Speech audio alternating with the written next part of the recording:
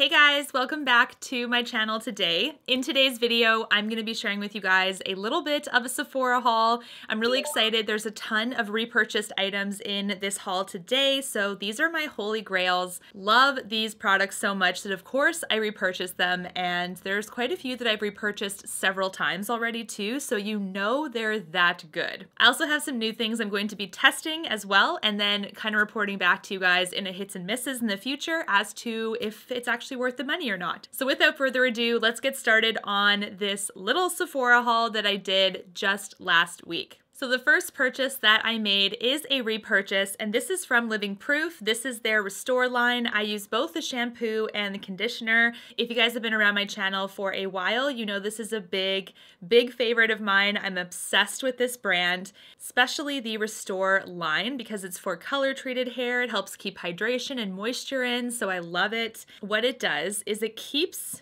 your hair looking as best as it can. I do feel like it has helped with dryness immensely. It's also prevented split ends for me, and it's kept my color nice and vibrant as well, and I just love them. I'm obsessed with this line because it also makes me feel like my hair stays cleaner for a longer period. There are some other lines that I have tried in the past. I felt the need that I had to wash my hair pretty frequently, but this one I can actually kind of stretch it out a couple of days. So this, definitely a must. This next item is also a repurchase and a big love of mine, and that is this dry shampoo from Drybar. This is the Detox Dry Shampoo. The one that I get is in the Lush scent, which basically means heavily perfumed. I hate to say it, but it's true. It does have a very heavy fragrant smell. Even if you're buying the non-Lush scent version, it's still very fragrant. So if you are aversive to that, just keep that in mind. If fragrance doesn't bother you, this is a fantastic dry shampoo. The reason why I say that is because it does spray white, but you rub it in and it doesn't leave a chalky white color like some of the other dry shampoos I've used in the past. It does still have like a little bit of a white cast, but I feel like you can use a blow dryer to kind of blow it out of your hair pretty easily. And as you can see, I have a dark root, so I don't seem to have an issue with it. I go for it again and again because of the fact that it absorbs my oil really well. And the biggest thing for me is that it does not make my scalp itchy. So this is the one I always go back to. Now, one last item from Drybar that I did pick up is another fave, and this is the purple shampoo. It's called the Blonde Ale. This is awesome for color treated hair, obviously for blondes in particular, because it actually removes the brass. Now, I find when I'm testing toning products like purple shampoos in particular, there's two things that I find really matter. One is the toning ability, and the other is the moisture that can come from the product. So I've tried some products. The Fanola one is a salon brand. That one has great toning potential, but really poor in the moisture department. It kind of makes your hair feel really dry.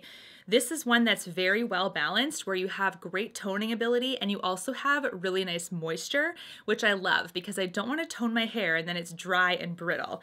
This is a great one. I would say second place though is the Amika product, and that is also one that has tons of moisture, but I would say that the Amika product tones just a little bit less than this guy. So that's why I go for this one time and time again, but the Amika one is still a good option. The last hair product in this haul is the Briogeo Don't Despair Repair Hair Mask. You guys know I love this thing. I'm obsessed with it.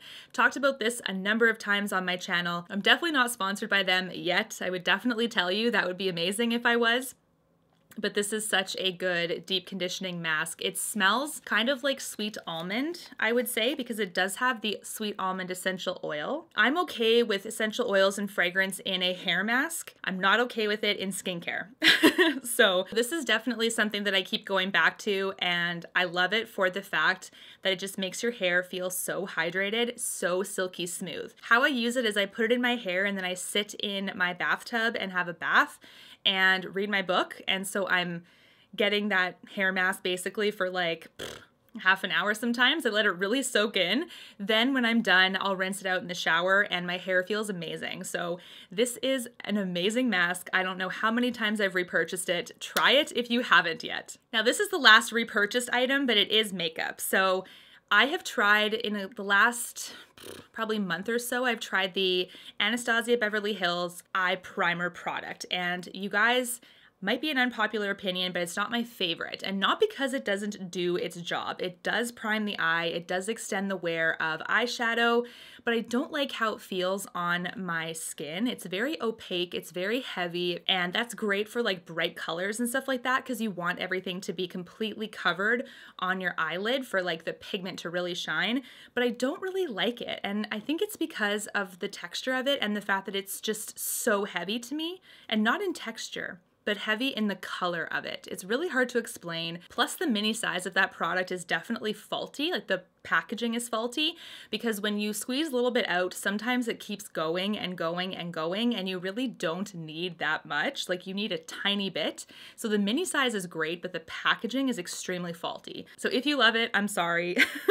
But this one I love so much more, and I was really missing it over the last few months, so I bought it again. And this is the Smashbox 24-Hour Eye Primer. This is so good, you guys. It has a creamy kind of consistency, and then I set it with powder, and it's amazing. It lets my eyeshadow do its thing, long lasting, and I feel like it kind of enhances the colors just a little bit more too. Like it kind of amps up the richness just a bit. But I love how easy this one is to use.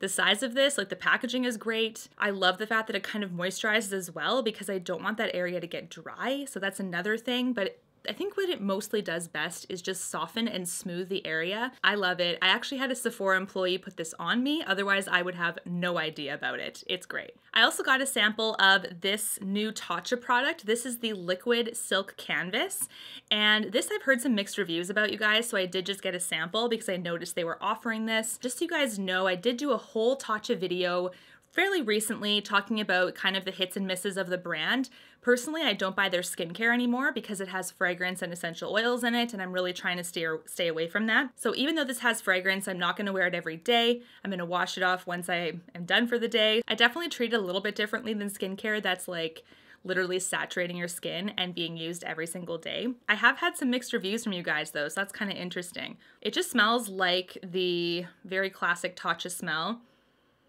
Kind of like a extremely mild floral smell, but very subtle and mild. But it is like the Tatcha kind of stamp to have that kind of smell and everything. So definitely not surprised. I will keep you posted on this one. Next, I bought a new mascara that you guys have been begging me to try because apparently it is that good. So I am really excited. Once I get a highly recommended product from you guys, I feel like it's just not gonna fail for me, so I'm so happy. This is the new Anastasia Beverly Hills mascara. It's called the Lash Bang, I believe. Yes, no, Lash Brag, sorry. I don't know where my mind was thinking. Anyways, this wand, first of all, it reminds me of Better Than Sex by Too Faced a little bit. Kind of has similar qualities in the curvature, the length of bristles, so that's very promising because it is a mascara that I love by Too Faced already. I also really love the packaging of this. It's weighty, it's chrome with some black. I think it's just very luxe feeling and definitely supports the price tag of this product. There's nothing worse than having a piece of crap package with a very high price tag. I know that it is all about the product inside, but it does help when the packaging is also bomb. So I'm very excited to try this out. I heard it does wonders for your lashes, so I will definitely update. Before we get on to the last product, I do want to talk about two lipsticks that I recently picked up. If you guys follow me on Instagram, you do know that I talked about this before a little bit when I first got them. These are the new Hermes lipsticks, and I do have two shades. They're in the satin formula. They also offer a matte formula, but matte is not really my style preference or my comfort preference really. So I go for the satin finishes usually in lipstick formulas. And the shades I picked up are number 18, Rose Encens. I think Rose Encens is how you say it. And number 13, Beige Kalahari. So these are both very similar in color. They do have some variable differences, of course, but I do think they're both very wearable colors.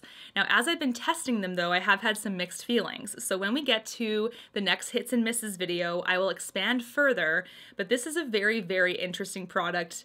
And there's good and there's definitely bad. So I will keep you posted. Do let me know if you've tried these lipsticks though. I know they're back ordered everywhere, so let me know your thoughts down below. We're now on to the last product, and this is something that kind of disappointed me a little bit because I think I was expecting a little bit more, but you know, I don't know, it's kind of hard to explain, but this is the new Tarte Maracuja Tinted Hydrator. So they came out with a tinted moisturizer basically, and I wanted to test it out. Now, I got the mini, and this very much looks like a sample. Like, it's very, very small. And it is half a fluid ounce. Like, it is technically half of what the full size would be, but it just seems like this is something that you could maybe get at a store. Like, if Sephora was open to us right now and I could go in and get a sample, I feel like I would get this much, probably, for free. You know what I mean? So it just seems like a small amount. I don't know. But anyways, this is the mini size because I didn't want to invest in the full size just in case this was a miss for me. I've heard some good things from you guys, so my fingers are crossed, but I will definitely test this and let you know. But this is very promising. The coverage of this does look like a light to medium already, so I think it's heavier than the average tinted moisturizer.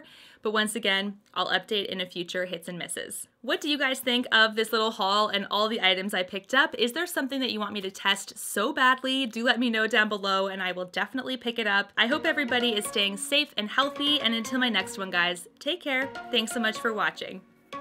Bye, guys. You and me, everything that we've been through has made us strong. You won't believe we've had our gray, but somewhere there's a light inside of us. It shows the way.